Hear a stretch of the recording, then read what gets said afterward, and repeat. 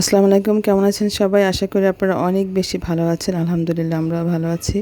নতুন একটা রেসিপি নিয়ে আসছি। তো আজকে রান্না করতেছি বাচা মাছ, অনেকে শিলার মাছ বলে থাকেন।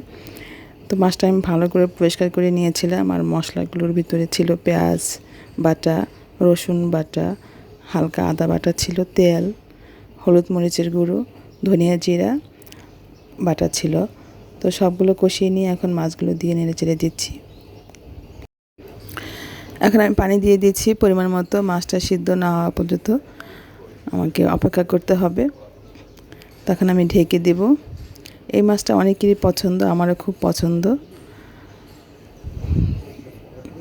তো সবাই খাবেন, রান্না করে খেয়ে আমাকে জানাবেন কেমন হয়েছিল।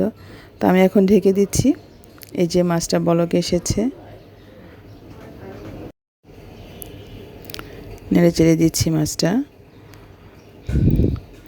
আবার একটু ঢেকে দেব। এখন দিয়ে দিচ্ছি টমেটোটা দিয়ে দেব।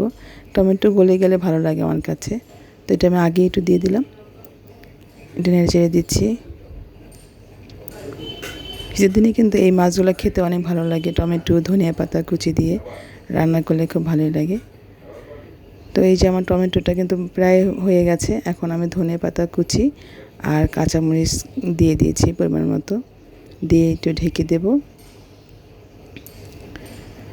এই যে এইভাবে রান্না করে খেলে কিন্তু খুব ভালো লাগে। তো আপনারা সকলেই খাবেন আর জানাবেন মাছটার টেস্ট কেমন ছিল। তো আজকের মতো এখানেই, আবার দেখা হবে নতুন কোনো ভিডিওতে। ভালো থাকবেন, সুস্থ থাকবেন। টাটা, বাই বাই, আল্লাহ হাফেজ।